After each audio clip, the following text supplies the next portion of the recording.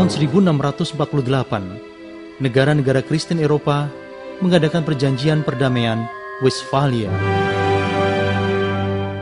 Perjanjian ini telah mengakhiri perang 30 tahun antara Katolik dan Protestan di Jerman.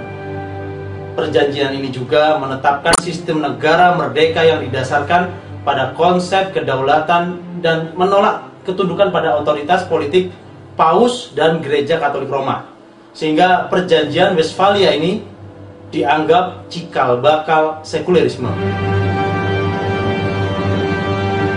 Demikianlah, sekulerisme atau pemisahan agama dari kehidupan sebenarnya bukan hasil proses berpikir, tetapi hasil kompromi. Sekulerisme merupakan jalan tengah atau sikap moderat antara dua pemikiran yang kontradiktif. Pemikiran pertama adalah pemikiran yang diserukan oleh tokoh-tokoh gereja di Eropa sepanjang abad pertengahan, abad ke-5 sampai ke-15 Masehi, yakni keharusan menundukkan segala sesuatu urusan dalam kehidupan ini menurut ketentuan agama Kristen.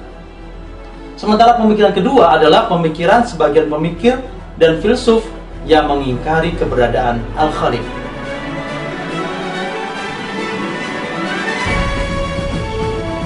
Setelah dominasi Kristen semakin melemah, ilmu pengetahuan semakin memuncak. Pada tahun 1662, berdirilah Royal Society di London. Royal Society of London atau kelompok elit London didirikan untuk menggalakkan ilmu pengetahuan.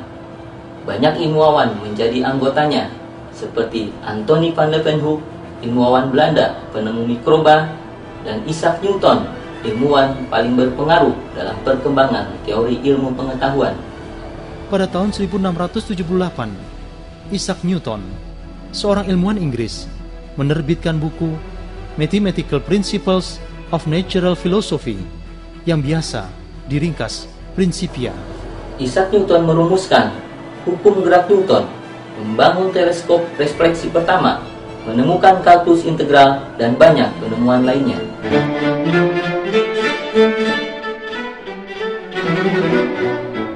Pada tahun 1689, John Locke, seorang filsuf Inggris, menerbitkan buku Two Treatises of Government yang menyajikan ide dasar yang menekankan arti penting konstitusi demokrasi liberal. Locke menolak hak suci raja atau divine rights of king dan menekankan bahwa pemerintah baru dapat menjalankan kekuasaannya atas persetujuan yang diperintah. John Locke mengemukakan hak-hak asasi individu manusia serta bagaimana negara melindungi hak-hak individu. Locke sangat yakin bahwa setiap manusia memiliki hak alami atau natural rights, bukan sekedar hak hidup, tetapi juga kebebasan pribadi dan hak atas kepemilikan sesuatu. Tugas utama pemerintah adalah melindungi penduduk dan hak milik warga negara. Pandangan ini seringkali disebut teori jaga malam oleh pemerintah.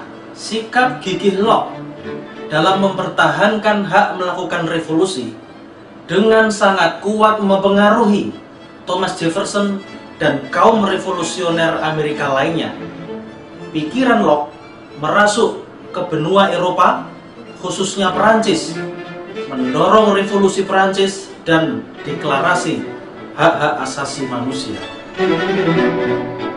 Setahun kemudian, John Locke menerbitkan buku An Essay Concerning Human Understanding atau makalah tentang pemahaman manusia. Buku ini mengungkapkan teori empirisme bahwa penginderaan menjadi satu-satunya sumber untuk menghukumi sebuah realitas. Dan dengan perantaraan indera itulah proses pemikiran pun menjadi sempurna dan sampailah manusia pada pengetahuan. Teori ini tersebar luas di kalangan para filosof dan ilmuwan, berkembang secara menakjubkan pada masa George Berkeley dan David Hume, hingga diadopsi dan dipungut secara ekstrim oleh kaum Marxis. Maka lahirlah ideologi baru yang serba bebas, yakni liberalisme, yang berdiri di atas akidah sekulerisme atau pemisahan agama dari kehidupan. Akidah ini menempatkan manusia bebas dari ikatan apapun, baik agama maupun bukan agama, alias manusia menjadi liberal. Inilah yang menghantarkan terjadinya kebangkitan Barat. Terwujudnya ideologi pada diri bangsa Eropa inilah yang menjadi penyebab kebangkitannya. Di kemudian hari, ideologi liberalisme ini dikenal pula dengan ideologi kapitalisme.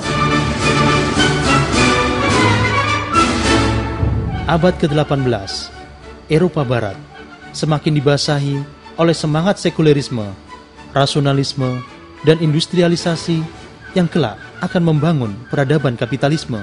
Pada tahun 1734, dimulailah masa pencerahan Perancis yang ditandai dengan terbitnya buku Letters on the English. Buku ini karya François-Marie Arouet yang lebih dikenal dengan nama samaran Voltaire. Terbitnya buku ini membuat berang para penguasa Perancis. Sekitar tahun 1758, di Perancis terjadi sejumlah peristiwa pengejaran dan pembunuhan terhadap orang-orang Protestan. Voltaire menulis sejumlah surat dan pamflet melawan fanatisme agama. Kebenciannya terhadap fanatisme agama membuat semua surat-suratnya selalu diakhiri dengan kalimat "écrasez l'enfant", yang artinya ganyang barang keji itu. Prinsip Voltaire adalah kebebasan beragama. Dia menentang ketidaktoleransian agama serta penghukuman yang berkaitan dengan soal-soal agama. Meski Voltaire percaya adanya Tuhan, namun dia dengan tegas menentang sebagian besar dogma-dogma agama. Dengan mantapnya, dia mengatakan bahwa organisasi berdasar keagamaan pada dasarnya suatu penipuan. Kebencian terhadap agamawan ini juga diserukan oleh Montesquieu yang pada tahun 1748 menerbitkan buku The Spirit of Laws. Montesquieu, walaupun dia bukan seorang yang anti Tuhan, namun dia selalu mengkritik gereja dan agamawan dengan sangat keras.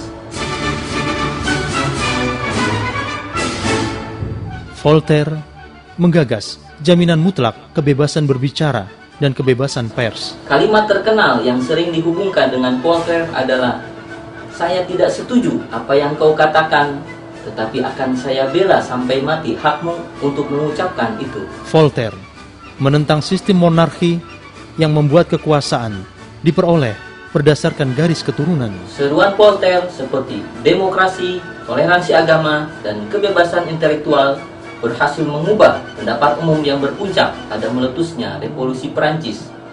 Orang-orang Amerika seperti Thomas Jefferson, James Madison, dan Benjamin Franklin menjadikan seruan Voltaire menjadi bagian dari tradisi politik Amerika.